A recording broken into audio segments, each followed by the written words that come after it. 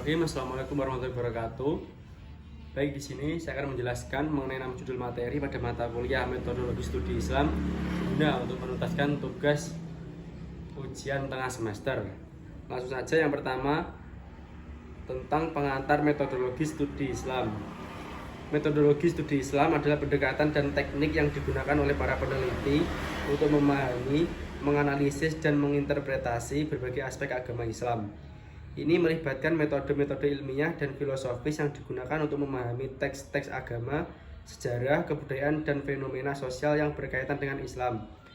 Metodologi studi Islam mencakup yang pertama, kajian teks, 2. Sejarah agama, 3. Kajian filosofis, 4. Kajian sosial, 5. Kajian perbandingan agama, 6. Kajian kebudayaan, 7. Metode sosiologis, 8. Metode antropologi.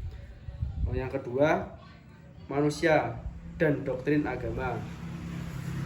Manusia adalah makhluk sosial yang memiliki kebutuhan spiritual dan emosional. Doktrin agama menyediakan kerangka kerja moral, etika, dan tujuan hidup yang membantu manusia memahami keberadaannya. Agama memberikan jawaban terhadap pertanyaan-pertanyaan fundamental tentang tujuan hidup, moralitas, dan kehidupan serta kematian. Melalui ajaran-ajaran agama, manusia menemukan arti, harapan, dan rasa kenyamanan dalam menghadapi tantangan hidup. Doktrin agama memberikan norma-norma dan nilai-nilai yang membimbing perilaku manusia, menciptakan rasa persatuan dalam komunitas, dan memberikan makna pada pengalaman manusia.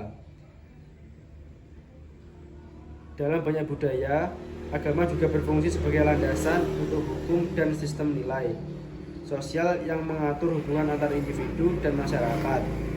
Dengan demikian, hubungan manusia dan doktrin agama sangat kompleks, melibatkan aspek-aspek spiritual, moral, sosial, dan kultural dalam kehidupan manusia.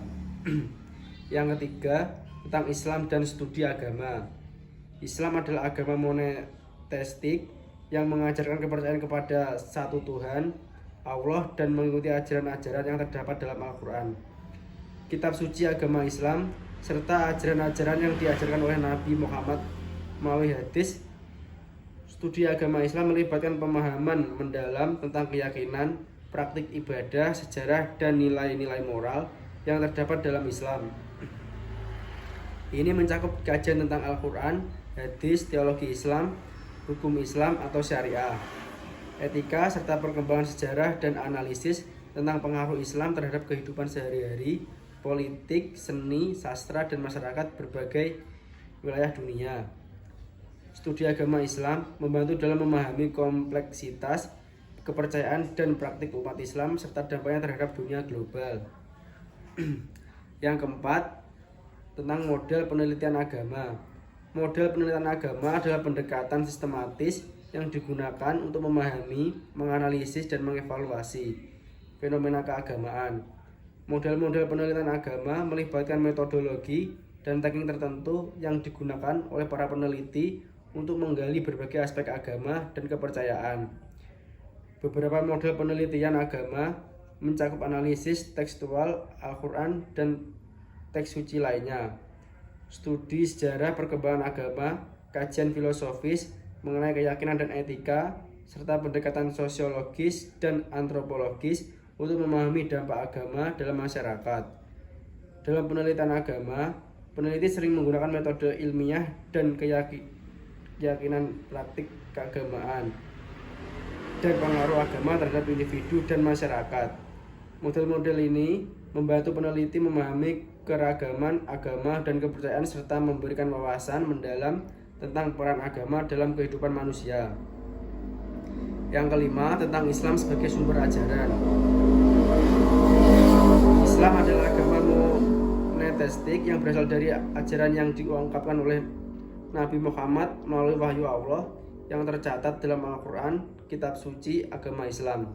Al-Quran dianggap sebagai sumber utama ajaran Islam dan merupakan petunjuk bagi umat muslim dalam hal kepercayaan, ibadah, moralitas, dan tata cara hidup sehari-hari.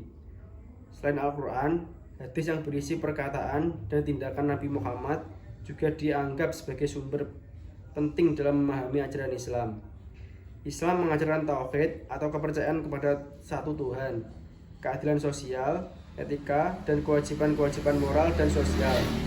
Ajaran Islam juga mencakup praktik-praktik ibadah seperti sembahyang, puasa, zakat atau sumbangan amal, dan haji atau ibadah ziarah ke Mekah. Keseluruhan Islam dianggap sebagai panduan lengkap untuk kehidupan manusia, mencakup aspek-aspek spiritual, moral, dan sosial. Yang keenam, tentang sumber dan karakteristik ajaran Islam. Sumber ajaran Islam utama adalah Al-Quran, kitab suci yang dianggap sebagai wahyu langsung dari Allah kepada Nabi Muhammad. Selain Al-Quran, ajaran Islam juga didasarkan pada hadis, yaitu catatan tentang perkataan dan tindakan Nabi Muhammad. Karakteristik ajaran Islam melibatkan keyakinan kepada satu Tuhan atau tauhid yang diungkapkan dalam ajaran agama, moralitas, dan etika. Islam menekankan pentingnya keadilan, kasih sayang, dan belas kasih dalam hubungan sosial.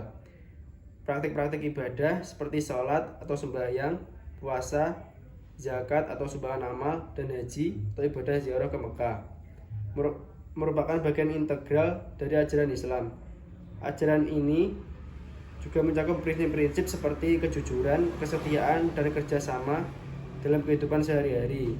Keseluruhan ajaran Islam mencerminkan prinsip-prinsip keimanan, ketakwaan, dan ketaatan kepada Allah, serta pedoman untuk menjalani kehidupan benar dan bermanfaat. Sekian yang dapat saya sampaikan, kurang lebihnya mohon maaf. Wassalamualaikum warahmatullahi wabarakatuh.